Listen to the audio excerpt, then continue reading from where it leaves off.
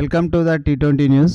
వికారాబాద్ జిల్లా దోమ మండలం ఊట్పల్లి గ్రామంలో పి రాఘవేందర్ రెడ్డి అన్న కాంగ్రెస్ సీనియర్ నాయకుడు వారి సమక్షంలో ఉన్నాము.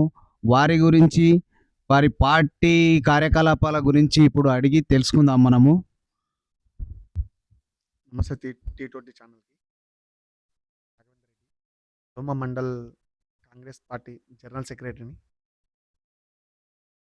అన్నగారు, మీ యొక్క రాజకీయ ప్రస్థానం ఎలా మొదలైంది, ఎందుకు మొదలైంది, ఏ లక్ష్యంతో మీరు రాజకీయాల్లోకి వచ్చారు అన్నగారు? గతంలో టీడీపీ ఉండే, మా ఊట్వల్లో టీడీపీ ఉండే. ఇంకోటి ఊళ్ళో మా ఊరి మాజీ ఎమ్మెల్యే దివంగత ఎంత హర్షరెడ్డి, ఆయన సొంతమైన సౌర్గారం ఊటుపల్లి, కానీ ఇలాంటి ఏమి చేయలేడు. ఏది పథకాలు ఏది అందక నేను ఆ పార్టీ ఉండక మేము రామ్మోహన్ రెడ్డి వచ్చినప్పటి సంది 20 ఏళ్ళ సంది, గతంలో నేను 20 ఏళ్ళ సంది అప్పుడు టీడీపీ నుంచి తర్వాత బీఆర్ఎస్ పార్టీ వచ్చింది. పార్టీ నాయకులు నచ్చక నేను కాంగ్రెస్ పార్టీలో ఉన్నా. మా నాన్న వాళ్ళు కాంగ్రెస్ ఉండి, కానీ ఎప్పుడు కానీ మా నాన్న వాళ్ళు డైరెక్ట్ తిరగలేరు. నేను తిరిగి నా రామ్మోహన్ రెడ్డి వచ్చాక నా లక్ష్యం నేను ఎంచుకున్నా. అన్న ఓకే, ఇప్పుడు మీ ప్రభుత్వం ఉంది కావున వచ్చే ఎన్నికల్లో మీరు పోటీ చేయబోతున్నారు. చేస్తే ఎలాంటి పదవిని మీరు ఆశిస్తున్నారన్న? ఇప్పుడు నాకు ఎంపీటీసీ కానీ అవకాశం మా హైకమాండ్ ఇస్తే, డిఫామ్ ఇస్తే 100% నేను పోటీ చేయడానికి రెడీ ఉన్నా. లేదంటే జనరల్ ఊటువల్లిలో మాకు జనరల్ టికెట్ వస్తే సర్పంచ్కి నిలవడానికి రెడీగా ఉన్నా. మా పథకాలు వస్తున్నాయి కాబట్టి 100% మేము గెలుస్తాం, మాకు ఆశ ఉంది. ఓకే అన్నగారు, మీరు అలాగే పార్టీలో ఉన్నారు, పార్టీ కోసం హార్నిషల్ పనిచేస్తున్నారు. అలాగే మీరు గ్రామ ప్రజలకు, గ్రామ అభివృద్ధికి ఎలా సాయం చేయాలి, ఎలా తోడ్పడాలనుకుంటున్నారు? నన్ను ప్రజలు ఎన్నుకున్న తర్వాత ఇలా ప్రజల కోసం రుణపడి ఉంటానని 100% ఏ కష్టం వచ్చినా నేను కాలు ముళ్ళనే తీయడానికి రెడీ ఉన్నా. మా ఊటవారి గ్రామ ప్రజలకు తెలియజేస్తున్నాను. కాంగ్రెస్ ప్రభుత్వం ఇప్పటికీ పాలించబట్టి 1 సంవత్సరం అవుతుంది అన్నగారు. ఈ ఏడాదిలో మీ కాంగ్రెస్ ప్రభుత్వం ప్రజలకు చేసిన మేలు ఎలాంటిదన్నా? ప్రజలు చూస్తున్నారు.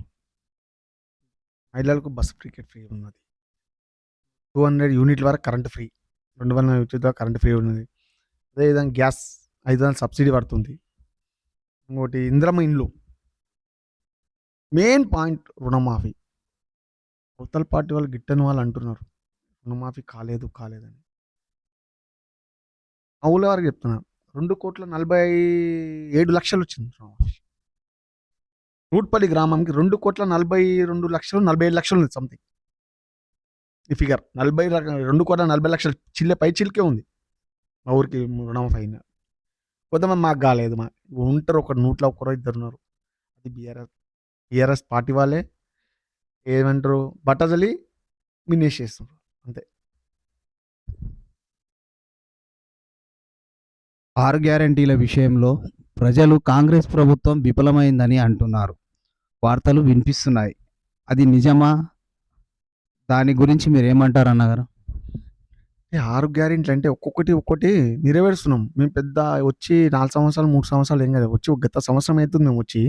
అయితే ఇందువల్ల ఏమవుతుందంటే, మాకు గత ప్రభుత్వం అందరికి తెలుసు, బీఆర్ఎస్ ప్రభుత్వం ఏం చేసి లోటు బడ్జెట్ మొత్తం అప్పుల కుప్పం చేసిపోయింది. ఇప్పుడు మా సార్ గారు ఏం చేస్తున్నారంటే, మా ముఖ్యమంత్రి రేవంత్ రెడ్డి గారు కొన్ని 6 గ్యారెంటీలు అన్నీ వచ్చేసినాయి. మనకి ఇప్పుడు వచ్చేది ఏముంది తెలుసా, ఓన్లీ ఇంద్రమ్మ ఇండ్లు ఒకటే ఉంది 6 గ్యారెంటీల. బస్ అయింది, రేషన్ కార్డ్స్ ఉన్నాయి పెండింగ్, 200 యూనిట్ల కరెంట్ అయిపోయింది, 500 గ్యాస్ వచ్చింది. చేస్తాం, చేయనని ఏం లేదు, 100% 6 గ్యారెంటీ ఇచ్చేసాం. రుణమాఫీ అయిపోయింది, రైతు బీమా వచ్చేసింది కదా. రైతు బీమా 3 ఎకరాల పై చిలుకు పడ్డది. మార్చ్ 30 వరకు చేస్తామన్నారు. అది దాంట్లో ఎలాంటి లోటు లేదు. ఒకరోజు ఎంటా ముందు అయితే అంతే 100% మా ముఖ్యమంత్రి గారు చెప్పిన ఆదాయం గ్యారెంటీ ఉంటాడు, స్టాండర్డ్ ఉంటాడు. మా కాంగ్రెస్ పార్టీ అంటే అబద్ధాలు చెప్పే పార్టీ ఏం కాదు మాది. మాట ఇచ్చామంటే మడమ తిప్పని ఇంత దివంగత నేత వైఎస్ రాజశేఖర రెడ్డి ఎట్లా చెప్పిండో ఈరోజు మాకు రేవంత్ రెడ్డి అంతే. ప్రతిపక్ష నాయకులు కాంగ్రెస్ ప్రభుత్వం విఫలమైంది, ఓటు కోసం ప్రచారం చేయవలసిన అవసరం లేదు, రీఎలక్షన్ పెడితే ఖచ్చితంగా ప్రజలు బీఆర్ఎస్కే ఓటు వేస్తారు అంటూ సవాల్ చేస్తున్నారు. దానిపైన మీ అభిప్రాయం ఏంటి అన్నగారు? ఇందుకోసము వాళ్ళు అట్లా మాట అంటుంది తెలుసా? వాళ్ళు మేము ఏదో 10 సంవత్సరాలు వాళ్ళు ఏం ముద్రించారని చెప్తున్నారు ఈ మాట. 10 సంవత్సరాలు ఏం చేయలేరు వాళ్ళు. ఇట్లాంటి ప్రజలతో వాళ్ళు వచ్చుడు కాదు. మేము ఇంటికాడ కూర్చుంటే రేపు పొద్దున ఇంటికాడ మేము కూర్చుంటే గెలుస్తాం, వాళ్ళు గెలవరు. ఏది చెప్పుకుంటారు ఏది చెప్పుకోకపోతే పార్టీ మొత్తం ఏమంటారు క్యాడర్ మొత్తం దెబ్బతింటా అని పబ్లిక్ వాళ్ళు వచ్చి బయటకు వచ్చి చెప్పుకుంటారు. అప్పుడు ఏం చేసిన చెప్పాలి? దళితకు 3 ఎకరాల భూమి ఇస్తున్నామని ఇవ్వలేరు. ఏమంటారు ఇంకోటి ఇందిరమ్మ ఇండ్లు ఒక్కతో ఎడకట్టించేపడి కట్టిన ఇండ్లే పాడుపడిపోయినా అసలు రేపు మా అందులో పోనీ గిట్ట భయపడుతుంది జనాలు. వాళ్ళు ఇచ్చిన 2-3 ఇండ్లు ఇచ్చిర్రు కూలిపో ఎప్పుడు కూలిపోతాం ఆయన అనుకుంటారు వాళ్ళు అవతల. వాళ్ళిట వెళ్తలేరు కదా. మేము అట్లా ఏం లేదు, ముందు ఇప్పుడే వచ్చి గత సంవత్సరం అయింది. మేము 100% చేస్తాము, దాంట్లో ఎలాంటి డౌట్ లేదు. వాళ్ళకి ఏదైనా డౌట్ ఉంటే చెప్పానండి, రేపు ఇంకొక సంవత్సరం తర్వాత చెప్పండి. ఇదే ముచ్చట. ఇవన్నీ బీఆర్ఎస్ సంవత్సరం తర్వాత చెప్పానండి.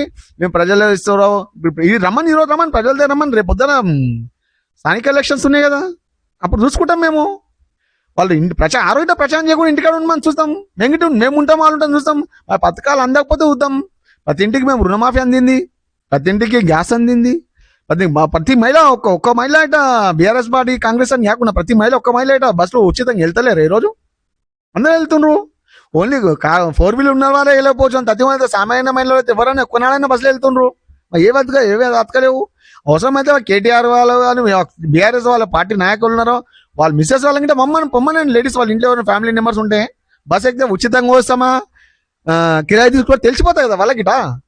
ఎలాంటి డౌట్ లేదండి. మేము ప్రతిపక్షంలో ఉన్న వాళ్ళు ప్రతిపక్షాన్ని ఓడివాక మాట చెప్తాం అంతే తప్ప వేరేం లేదు. వాళ్ళు ఏం చేసి గత 10 సంవత్సరాలు చెప్పండి.